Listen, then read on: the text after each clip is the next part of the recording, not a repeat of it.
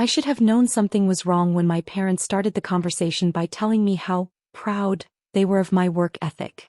Emma, you've always been so responsible, Mom said, sliding a stack of papers across our kitchen table. Your brother David really needs our help right now, and we know you'll understand. The papers were loan documents. Student loan documents with my name typed neatly in the borrower section. David sat next to them, scrolling through his phone like this conversation had nothing to do with him. Medical school is expensive, Dad explained, adjusting his reading glasses. David's been accepted to his dream program, but the financial aid isn't covering everything. We need someone with good credit to cosign and well. He gestured vaguely toward David, who was now taking selfies. What about your credit? I asked, though I already knew the answer. They'd refinanced the house twice to fund David's undergraduate degree, his gap year in Europe, and his failed attempt at a music career. Our debt-to-income ratio is a bit high right now, Mom said delicately. But you have that steady income from the restaurant and your credit score is excellent. I looked at the numbers on the loan documents. $47,000 per year. 4 years of medical school. Nearly $200,000 total. This is a lot of money, I said slowly. It's an investment, Dad said firmly. In your brother's future. In our family's future. Think about it, Dr. David Martinez. Doesn't that sound wonderful? David finally looked up from his phone. Yeah, thanks, Emma. You're the best sister ever. Then he went back to his screen. I stared at the loan documents, remembering how I'd been working 3 jobs since I was 16. The breakfast shift at Mel's Diner, afternoon hours at the campus bookstore, and weekend nights waitressing at Romano's. I'd been saving every tip, every extra dollar, hoping to maybe go back to school myself someday. What about my education? I asked quietly. Oh honey, Mom said, reaching over to pat my hand. You're doing so well already. You don't need a degree to be successful. Look how hard you work. Besides, someone in the family needs to be practical. That stung. I'd had a 3.8 GPA in high school. I'd gotten into 3 different universities. But when David decided he wanted to go to an expensive private school, suddenly there was no money left for my education. Community college is always an option, Dad added helpfully. Very affordable. Very practical. I looked around our kitchen, taking in the new granite countertops they'd installed last month for David's graduation party, the expensive espresso machine David had insisted he needed for studying, and the brand new BMW in the driveway that was his pre-med reward. Meanwhile, I was still driving the 2003 Honda Civic I'd bought with my waitressing money. Can I think about it? I asked. Of course, sweetheart, Mom said. But the deadline for accepting the loan is tomorrow, so don't think too long. That night, I sat in my tiny studio apartment, the cheapest place I could find within commuting distance of all 3 jobs, and stared at those loan documents. $200,000. Even with minimum payments, I'd be paying this back for the next 20 years. But David was family. And family helps family. That's what Mom and Dad had always told me. So I signed the papers. The next 4 years were a blur of exhaustion and sacrifice. While David posted Instagram photos from medical school parties and spring break trips, I worked 70-hour weeks to make loan payments and cover my own basic expenses. I ate ramen noodles and generic cereal while he complained about the terrible cafeteria food at his medical school. When David needed extra money for a study abroad program in his 3rd year, they came to me again. It's just $8,000 more, Mom said. And it's such a great opportunity for him. I took out another loan. When David needed a new laptop because his old one was too slow for medical research, they came to me again. Just $3,000, Dad said. He really needs the latest technology. I maxed out my credit card. When David needed money for his board exam fees, interview travel costs, and a new wardrobe for residency interviews, they came to me again. This is the final stretch, Mom promised. Just $12,000 more and then he'll be earning a doctor's salary. I borrowed against my 401k. Meanwhile, my own life was on permanent hold. I'd applied to nursing school twice but had to withdraw both times because I couldn't afford to cut back my work hours for classes. I was 26 years old with no savings, no degree, and debt that felt like a mountain I'd never climb. But David was going to be a doctor. That was worth it, right? The breaking point came during David's medical school graduation party. Mom and Dad had rented out the entire back room at Romano's, the same restaurant where I waited tables. I was working that night, serving champagne and appetizers to my own family's celebration. I watched David laugh with his medical school friends, talking about his upcoming residency at a prestigious hospital. I heard him tell people about his plans to specialize in dermatology because the lifestyle is better and the money is incredible. And then I heard him talking to his girlfriend. "Yeah, my parents really supported my dreams," he was saying loud enough for everyone to hear. "They sacrificed so much to help me get through medical school. I'm so lucky to have family who believed in me." His girlfriend nodded sympathetically. "That must have been hard on them financially." "Oh, not really," David said, waving his hand dismissively. "My sister covered most of it. She's got this whole martyrdom complex, always wants to be the hero. Honestly, I think she likes feeling needed." My hands started shaking as I balanced a tray of drinks. "That's so nice of her though," his girlfriend said. David shrugged. "I guess. I mean, it's not like she was going to do anything important with the money anyway. She's just a waitress. This way at least it went toward something meaningful." The tray slipped from my hands, sending glasses crashing to the floor. The entire room went quiet and turned to look at me. "Sorry," I mumbled, kneeling to pick up the broken glass. "I'll clean this up." Mom rushed over, more concerned about the disruption to David's party than the fact that I was bleeding from a glass cut on my hand. "Emma, please be more careful," she whispered urgently. "This is David's special day." That night, after the party ended and I'd finished cleaning up, I sat in my car in the restaurant parking lot and cried. 26 years old, $60,000 in debt, working 3 jobs to pay for my brother's dream while my own life disappeared one payment at a time. But as I sat there, something shifted inside me. The hurt began to crystallize into something else. Clarity. I drove home and opened my laptop. If I was going to sacrifice everything for David's education, I was going to document exactly what that sacrifice looked like. I started with the original loan documents and created a spreadsheet. Every payment, every interest charge, every late fee when I couldn't quite make the deadline. I printed out bank statements going back 4 years. I organized receipts from the additional loans, the credit card charges, the 401k withdrawal. Then I expanded my documentation. Screenshots of David's social media posts from expensive restaurants and vacation trips. Photos of the BMW, the laptop, the designer clothes I'd helped pay for. Emails where my parents asked for just a little more help for David's expenses. I documented my own finances too. The student loan payments that took up 40% of my income. The credit card debt from covering David's emergency expenses. The fact that I hadn't been able to afford health insurance for 2 years. The college applications I'd had to abandon because I couldn't afford to reduce my work hours. Most importantly, I started saving every conversation, every text message, every email that showed how my family really viewed our arrangement. Like the text from Mom, "Don't mention David's spring break trip to your father. He thinks you're only helping with tuition." Or Dad's email, "Emma's always been the practical one. She doesn't need the things David needs." Or David's response when I'd asked him about making some of the loan payments himself. "Oh, Emma, I'm in medical school. I don't have time for a job. That's what family is for." For 6 months, I continued working my 3 jobs and making loan payments while quietly building my case. I consulted with a lawyer about my options. I opened a separate bank account that my family didn't know about. And I started making some changes. I applied for nursing school again, but this time I found a program that offered evening and weekend classes. I was accepted and started taking out financial aid in my own name, for my own education. I also started networking in ways I'd never done before. Romano's served a lot of business dinners and I began really talking to customers instead of just taking their orders. I learned about different career paths, about companies that offered tuition assistance, about opportunities I'd never known existed. One customer, a woman named Patricia who worked in pharmaceutical sales, took a particular interest in my story.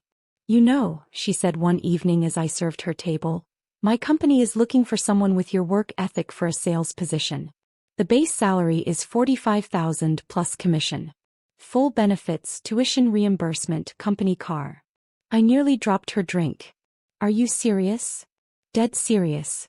You've been serving my business dinners for months and you're always professional, knowledgeable, and you clearly understand customer service.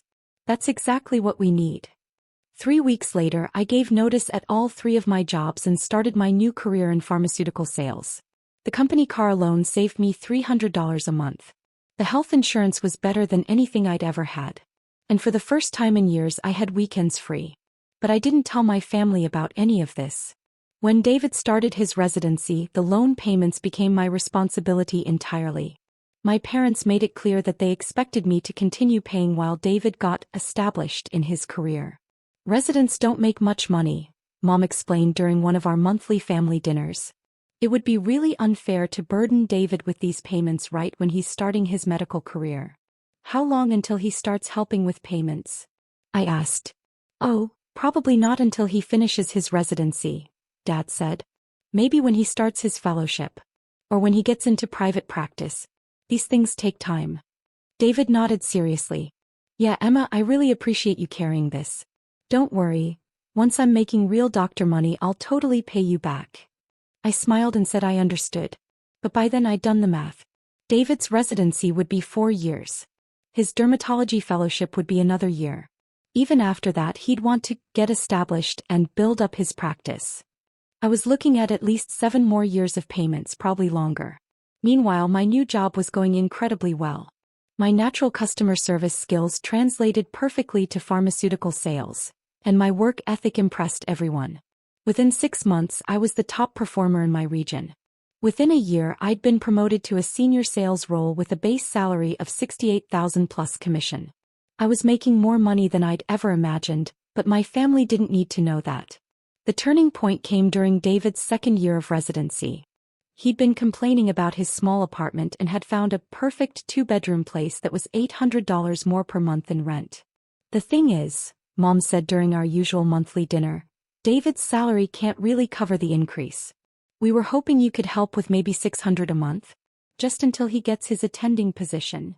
I looked around the table. David was nodding eagerly, already mentally decorating his new apartment. Dad was pulling out his calculator, probably figuring out how to make this seem reasonable. Mom was giving me her special, "We're all counting on you" smile. That's $7,000 a year, I said slowly. It's an investment in David's mental health, Mom said. Doctors need to live in nice places. It affects their professional image. David jumped in. Plus, Emma, you should see this place. It has a gym and a pool. Maybe you could come over and use them sometimes. It would be like I'm sharing with you.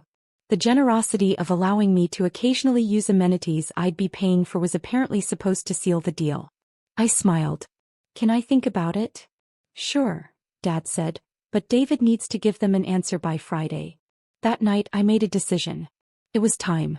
I called Patricia, my mentor from the pharmaceutical company, and told her everything.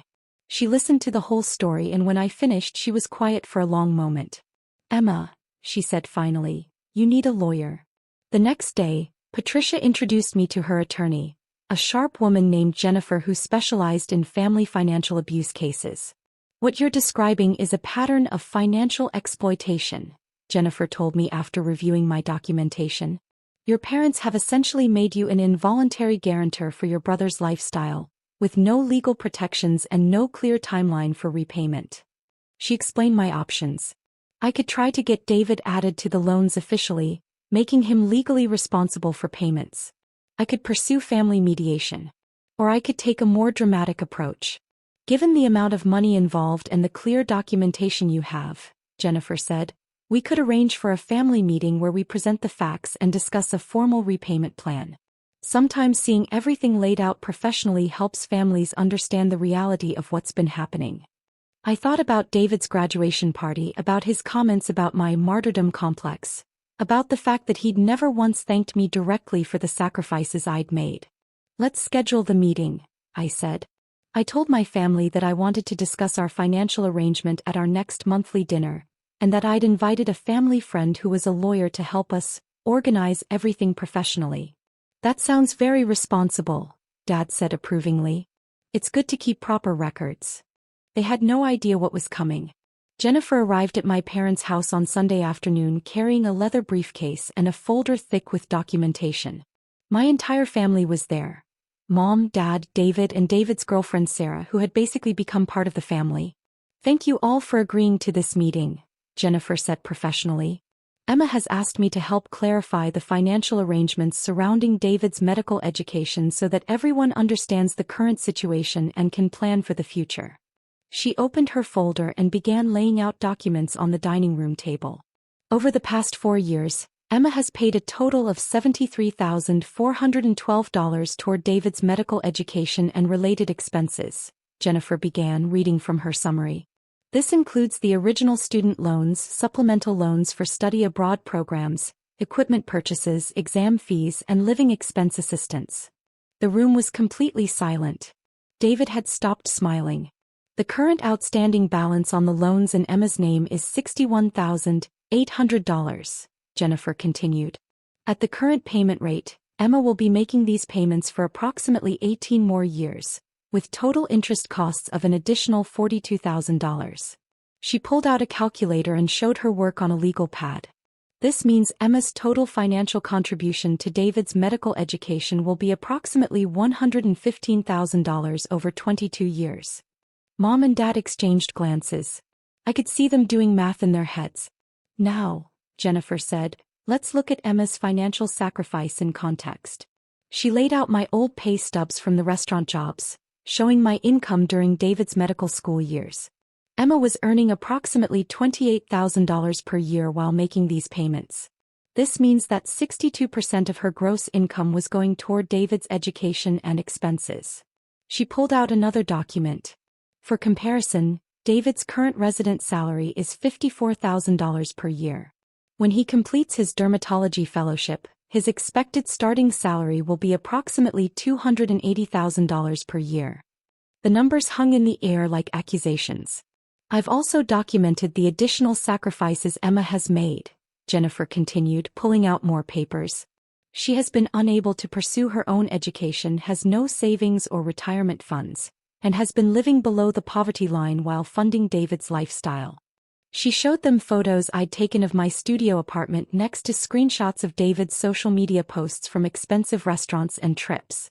Finally, Jennifer said, I have documentation of the family's acknowledgement of this arrangement. She began reading from emails and text messages.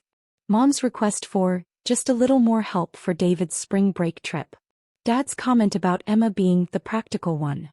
David's dismissive response about not needing to get a job during medical school. And then the piece de resistance. She played a recording I'd made on my phone during David's graduation party, where he clearly stated that I had a martyrdom complex, and was just a waitress, who wasn't going to do anything important with the money anyway. When the recording ended, you could have heard a pin drop. David's face had gone completely pale. Emma, I didn't mean. The purpose of this meeting, Jennifer interrupted smoothly, is to establish a formal repayment plan so that Emma can begin building her own financial future. She pulled out a proposed agreement she'd prepared. Given David's current and projected income, we're proposing that he take over all loan payments immediately, with a schedule to reimburse Emma for payments already made. The total repayment amount would be $73,412, plus reasonable interest. Dad found his voice first. This is ridiculous. We're a family. We don't need lawyers and contracts. Actually, Jennifer said calmly, you do. Because the current arrangement is unsustainable and legally problematic. Emma has essentially been providing David with an interest-free loan of over $70,000 with no legal protection and no clear repayment terms. Mom turned to me with tears in her eyes. Emma, honey, how could you bring a stranger into our family business like this? Because, I said quietly, our family business has been destroying my life for 4 years and no one seemed to care. That's not true, David said desperately. I care. I always planned to pay you back. When? Jennifer asked directly. Do you have a specific timeline? A specific amount you plan to pay monthly? David stuttered and looked around the room for support. Well, I mean after my residency and then maybe after fellowship. So in approximately 6 years, Jennifer summarized. And what amount did you plan to pay monthly? I don't know. Whatever I could afford. Jennifer nodded and made a note. So no specific timeline, no specific amount, and no legal obligation. This is exactly the problem. He turned back to the family. Emma has been essentially providing David with a $70,000 interest-free loan with no terms and no legal protection. No bank would ever agree to such an arrangement. The room erupted in defensive arguments. Mom accused me of being money-obsessed and destroying the family. Dad insisted that this is what families do for each other. David kept saying he'd always planned to pay me back as if good intentions were enough. But Jennifer calmly addressed each point with documentation. She showed them exactly how much I'd sacrificed, exactly how much David had benefited, and exactly how unfair the arrangement had been from the beginning. The bottom line, she said finally, is that Emma has a legal right to repayment of these loans. She can either work with you to establish reasonable terms, or she can pursue other options. What other options? Dad asked suspiciously. Jennifer smiled. Emma could transfer the loans to David's name, since they were taken out for his benefit. She could pursue a civil lawsuit for repayment. Or she could simply stop making payments and let David deal with the consequences to his credit rating. The room went dead silent as the implications sank in. David's medical career depended on maintaining good credit for licensing and hospital privileges. If the loans went into default, it would destroy his professional reputation before it even began. You wouldn't do that, Mom said, but her voice was uncertain. I looked around the table at my family. The people who had treated my financial sacrifice as an entitlement, who had dismissed my dreams as unimportant, who had never once acknowledged the true cost of what I'd given up. I don't want to, I said. But I need to protect my own future. I can't keep paying for David's choices while my own life disappears. Jennifer pulled out the formal agreement again.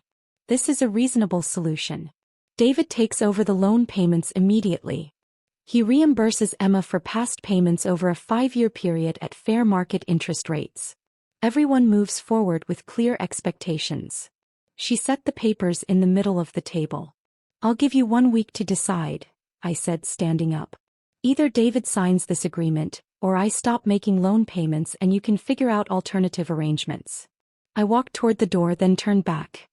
Oh, and there's one more thing you should know, I said. I'm not a waitress anymore. I haven't been for over a year. I'm a pharmaceutical sales rep making $87,000 a year, plus commission. Last month alone, I made more than David makes in 3 months of his residency.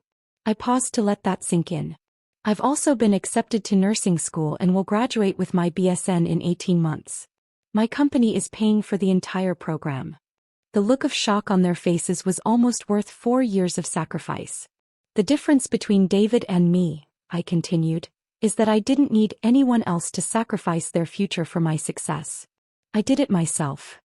Jennifer packed up her briefcase with professional efficiency. You have my contact information, she told the room. Please let me know your decision by next Sunday. We left them sitting around the dining room table in stunned silence. 6 days later, David called me. Emma, he said, and his voice was different. Smaller. I signed the agreement. Jennifer has all the paperwork. Good, I said. I also want you to know. I'm getting a part-time job. At a medical clinic. To help with the payments. This was something David had never considered before. Working while in residency was difficult but not impossible. I never realized, he continued quietly. I never understood how much you gave up. Sarah helped me do the math and, Emma, you basically lived in poverty so I could go to medical school. I was quiet, letting him process. I'm sorry, he said. I'm really, really sorry. And I'm going to make this right.